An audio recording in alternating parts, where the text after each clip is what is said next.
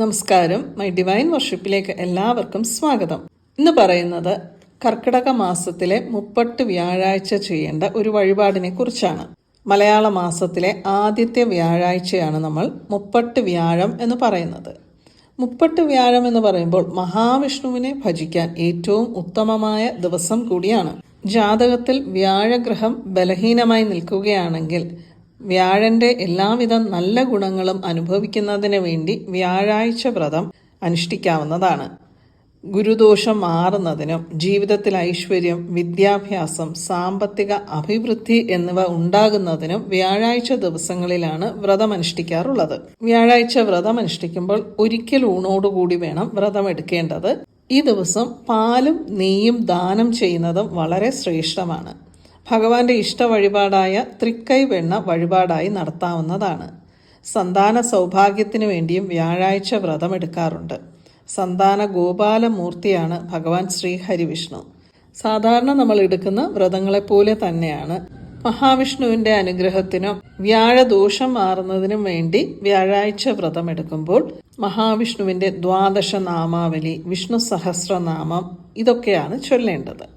എന്നാൽ ഇന്ന് ഞാൻ പറയുന്നത് മുരുക വഴിപാടിനെ കുറിച്ചാണ്. വീഡിയോയിലേക്ക് പോകുന്നതിന് മുൻപ് നിങ്ങൾ ആദ്യമായിട്ടാണ് ഈ ചാനൽ കാണുന്നതെങ്കിൽ സബ്സ്ക്രൈബ് ചെയ്യാൻ മറക്കരുത്. ചാനലിൽ മെമ്പേഴ്സ് ആകാൻ ആഗ്രഹമുള്ളവർക്ക് ജോയിൻ ബട്ടണിൽ പ്രസ് ചെയ്ത് മെമ്പേഴ്സ് ആകാവുന്നതാണ്. മെമ്പേഴ്സ് ഉള്ള വീഡിയോയിൽ ഞാൻ എൻ്റെ വാട്സാപ്പ് നമ്പർ കൊടുത്തിട്ടുണ്ട്.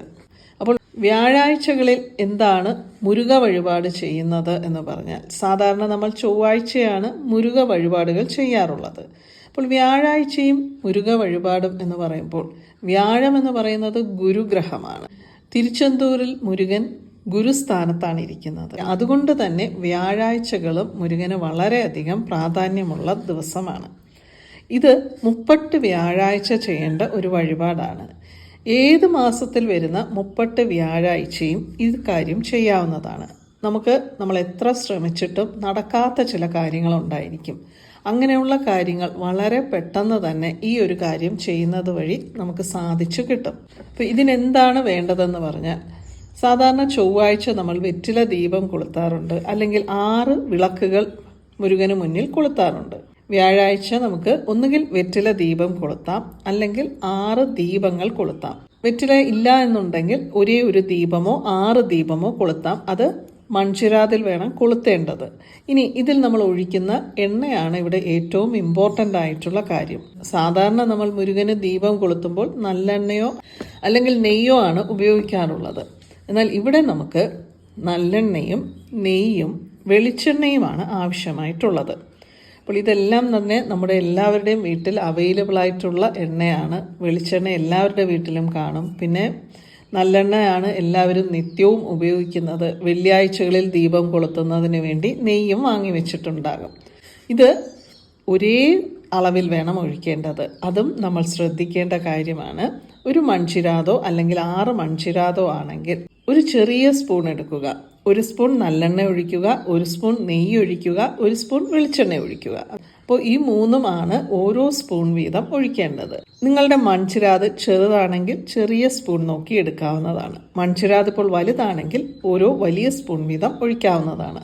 അതൊക്കെ മൺചിരാതിൻ്റെ സൈസിനനുസരിച്ച് വേണം ചെയ്യേണ്ടത്. ഇനി അടുത്തതായിട്ട് നമ്മൾ എന്താണ് ചെയ്യേണ്ടതെന്ന് പറഞ്ഞാൽ, ഈ വിളക്ക് കൊളുത്തി ഒരു കിഴി കെട്ടിവെച്ച് നാമം ചൊല്ലണം എന്നാണ്.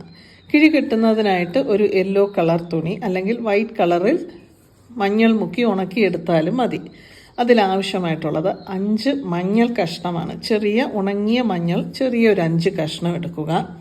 ഒരേ ഒരു രൂപ കോയിൻ വേണം. പിന്നെ നമ്മൾ എന്തിനാണ് ഈ പ്രാർത്ഥിക്കുന്നത്, നമ്മുടെ ആവശ്യം എന്താണ്, അതൊരു പേപ്പറിൽ എഴുതണം. ഒരു ഒറ്റ വാക്കിൽ എഴുതിയാൽ മതി. ഇപ്പോൾ ജോലിയാണെങ്കിൽ ജോലി, സന്താനം, വിവാഹം, വിദ്യാഭ്യാസം, കടങ്ങളാണെങ്കിൽ നമുക്ക് പണം ആവശ്യമാണ് എന്ന് മാത്രം എഴുതിയാൽ മതി. ഇനിയിപ്പോൾ സ്വർണം പണയം വെച്ചത് എടുക്കാനാണെങ്കിൽ സ്വർണം എന്ന് എഴുതുക. ഭഗവാനോട് എന്താണെന്ന് പ്രാർത്ഥിക്കുക. പണയം, കടം എന്നൊന്നും എഴുതാതിരിക്കുക. ചെറിയൊരു കഷ്ണം പേപ്പർ മതി. അതിലേത് കളർ പേന് വേണമെങ്കിലും ഉപയോഗിക്കാം. പൊതുവേ നമ്മൾ ബ്ലാക്ക് കളർ ഈ കാര്യങ്ങൾക്കൊന്നും ഉപയോഗിക്കാറില്ല എന്ന് മാത്രമേ ഉള്ളൂ. അപ്പോൾ അതെല്ലാം റെഡിയാക്കി ഒരു കിഴി പോലെ കെട്ടി ആ വിളക്കിനടുത്ത് തന്നെ വയ്ക്കുക. എന്നിട്ട് നമുക്ക് ചൊല്ലേണ്ട നാമം 108 തവണ ഈ ഒറ്റ വരി നാമം എല്ലാവർക്കും അറിയാം. ഓം വജത് ഭുവേ നമ. ഇത് ഭഗവാന്റെ മൂലമന്ത്രമാണ്. 108 തവണയാണ് ചൊല്ലേണ്ടത്. ഇത് 30 വ്യാഴാഴ്ചയാണ് നമ്മളിത് ചെയ്ത് നമ്മൾ ഈ ദീപം കൊളുത്തി ഒരു കിഴി കെട്ടി ചൊല്ലേണ്ടത്. ഈ ഒരു നാമം എന്ന് പറയുന്നത്, ഈ ഒരു മൂലമന്ത്രം എന്ന് പറയുന്നത് സുബ്രഹ്മണ്യ സ്വാമിയുടെ അനുഗ്രഹം ലഭിക്കുന്നതിന് വേണ്ടിയും ചൊല്ലാറുണ്ട്. വളരെ പവർഫുൾ ആയിട്ടുള്ളൊരു മന്ത്രമാണ്. പഠിക്കുന്ന കുട്ടികളാണെങ്കിൽ വിദ്യാഭ്യാസത്തിലും പഠനത്തിലും ഏകാഗ്രത ലഭിക്കുന്നതിനും ഈ ഒരു മന്ത്രം സഹായിക്കുമെന്നുള്ളതാണ്. ബുദ്ധിയും ഓർമ്മശക്തിയും വർദ്ധിപ്പിക്കും. എന്താണ് ഈ വജത് ഭുവേ നമ എന്ന് പറയുന്ന ഈ ഒരു ഒറ്റവരി മന്ത്രത്തിൻ്റെ സാരം എന്ന് പറഞ്ഞാൽ, വേദങ്ങളിൽ നിന്നും ജ്ഞാനത്തിൽ നിന്നും ഉണ്ടായവനാണ് സുബ്രഹ്മണ്യൻ എന്നാണ് ഈ മന്ത്രത്തിൻ്റെ ഒരു സാരം തന്നെ. നമ്മൾ എന്താണ് പ്രാർത്ഥിക്കുന്നത്? വാക്കുകളിൽ നിന്നും അക്ഷരങ്ങളിൽ നിന്നും ജനിച്ചവനായ ഭഗവാനെ അങ്ങേക്ക് നമസ്കാരം എന്നാണ് ഈ ഒരു നാമത്തിൻ്റെ അർത്ഥമെന്ന് പറയുന്നത്. അപ്പോൾ ഈ ഒരു നാമമാണ് നമ്മൾ 108 തവണ ചൊല്ലേണ്ടത്. ഇനി നമുക്ക് ഇതിനോടൊപ്പം തന്നെ നമ്മുടെ ആ ഒരു കാര്യം പെട്ടെന്ന് സാധിച്ചു കിട്ടുന്നതിന് ചെറിയൊരു കാര്യം കൂടി ചെയ്യാവുന്നതാണ്. ഇത് ക്ഷേത്രത്തിൽ പോയി ചെയ്യുന്നതാണ് ഏറ്റവും നല്ലത്. അല്ലെങ്കിൽ ആർക്കെങ്കിലും ദാനമായിട്ട് ഈ ഒരു വസ്തു കൊടുക്കാം. ക്ഷേത്രത്തിൽ പോയി അവിടെ വരുന്ന ഭക്തർക്ക് കൊടുക്കുകയാണെങ്കിൽ കൂടുതൽ നല്ലതാണ്. ഇത് നമുക്ക് തുടർച്ചയായി 30 വ്യാഴാഴ്ച മുതൽ തുടർച്ചയായിട്ടൊരു 6 വ്യാഴാഴ്ച ചെയ്യാവുന്നതാണ്. ഒരു ഉണ്ട ശർക്കര അത് ആർക്കെങ്കിലും ദാനമായി കൊടുക്കാവുന്നതാണ്. അത് ക്ഷേത്രത്തിൽ പോയിട്ട് വേണം, പോയി ഭഗവാനെ ദർശിച്ചിട്ട് കൊടുക്കുന്നതാണ് കൂടുതൽ നല്ലത്.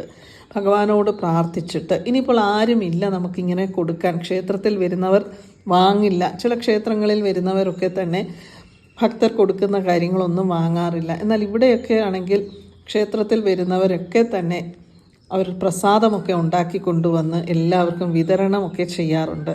അപ്പോൾ നമ്മുടെ നാട്ടിൽ അങ്ങനെയൊക്കെ കൊണ്ടുവന്ന് കൊടുക്കാനും സമ്മതിക്കില്ല, കൊടുത്താൽ വാങ്ങി കഴിക്കാൻ ആളുകൾക്ക് മടിയുമാണ്. അപ്പോൾ നമുക്ക് എന്ത് ചെയ്യാം? ഭഗവാന് തന്നെ അത് സമർപ്പിക്കാവുന്നതാണ്. ഒരുണ്ട ശർക്കര വാങ്ങി ഭഗവാന്റെ അവിടെ സമർപ്പിച്ചാൽ മാത്രം മതി. അത് ഭഗവാന്റെ ഉള്ളിലേക്ക് എടുക്കുന്നുണ്ടോ ഇല്ലയോ എന്നൊന്നും നമ്മൾ നോക്കേണ്ട ആവശ്യമില്ല. കാരണം അത് ഒന്നുകിൽ ഭഗവാന്റെ പ്രസാദം ഉണ്ടാക്കാനായിട്ട് അവർ ഉപയോഗിക്കും, അല്ലെങ്കിൽ അവർ തന്നെ ആരെങ്കിലും വീട്ടിലേക്ക് കൊണ്ടുപോയിക്കൊള്ളും. എന്തായാലും ആ ദാനം ചെയ്യുക എന്നുള്ളത് അവിടെ ഏതൊരു രീതിയിലാണെങ്കിലും സാധിച്ചു കിട്ടും. ഇത് 6 വ്യാഴാഴ്ചകളിൽ കൂടുതലായി ഒന്നും ചെയ്യേണ്ട ആവശ്യമില്ല. ഒരേ ഒരു ഉണ്ട ശർക്കര മാത്രം സമർപ്പിച്ചാൽ മതി. ഇതിനോടൊപ്പം 30 വ്യാഴാഴ്ച നമ്മളിത് ചെയ്യുമ്പോൾ അതിനോടൊപ്പം പിന്നെ വരുന്ന 6 വ്യാഴാഴ്ചകളിൽ ഇത് ചെയ്യാവുന്നതാണ്. പീരിയഡ്സ് ടൈമിൽ ക്ഷേത്രത്തിൽ പോയി ചെയ്യേണ്ട, അത് സ്കിപ്പ് ചെയ്തിട്ട് 6 വ്യാഴാഴ്ച ചെയ്താൽ മതി. നമ്മൾ എന്താണോ ആഗ്രഹിക്കുന്നത് ആ ഒരു കാര്യം നമുക്ക് സാധിച്ചു കിട്ടും. ഇനി നമ്മുടെ ആഗ്രഹം സാധിച്ച് കിട്ടിക്കഴിയുമ്പോൾ നമ്മൾ എന്താണ് ചെയ്യേണ്ടത്? ആ മഞ്ഞൾ 5 എണ്ണം കിഴിയിൽ നിന്നെടുത്ത് ആരും ചവിട്ടാത്തെടുത്തോ ഏതെങ്കിലും മരത്തിൻ്റെ ചുവട്ടിലോ കൊണ്ടുപോയി കളയുക. 1 രൂപ കോയിനും ആ പേപ്പറും കൂടി ഒന്നിച്ച് സുബ്രഹ്മണ്യ സ്വാമിയുടെ ക്ഷേത്രത്തിൽ കാണിക്ക വഞ്ചിയിൽ തന്നെ കൊണ്ടിടണം. മറ്റ് ക്ഷേത്രങ്ങളിലൊന്നുമല്ല, നിങ്ങളുടെ വീടിനടുത്തോ അല്ലെങ്കിൽ ദൂരെയോ എവിടെയാണോ സുബ്രഹ്മണ്യ സ്വാമി ക്ഷേത്രമുള്ളത് അവിടെ തന്നെ കൊണ്ടുപോയി ഇടുക. പ്രത്യേകിച്ചുള്ള ഏതെങ്കിലും ഒരു ക്ഷേത്രത്തിൽ ഇടാം എന്നൊന്നും നമ്മൾ പറയേണ്ട ആവശ്യമില്ല. നമുക്ക് എത്രയും അടുത്തുള്ള ഒരു ക്ഷേത്രത്തിൽ ആ ക്ഷേത്രത്തിലെ കാണിക്ക വഞ്ചിയിൽ കൊണ്ടുപോയി ആ ഒരു 1 രൂപ കോയിനും ആഗ്രഹം എഴുതിയ പേപ്പറും, അതിനാണ് ഞാൻ ആദ്യം തന്നെ പറഞ്ഞത്, ഒറ്റ വാക്കിൽ മാത്രം ആഗ്രഹം എഴുതുക. അല്ലാതെ ഒരുപാട് കാര്യങ്ങൾ എഴുതണ്ട.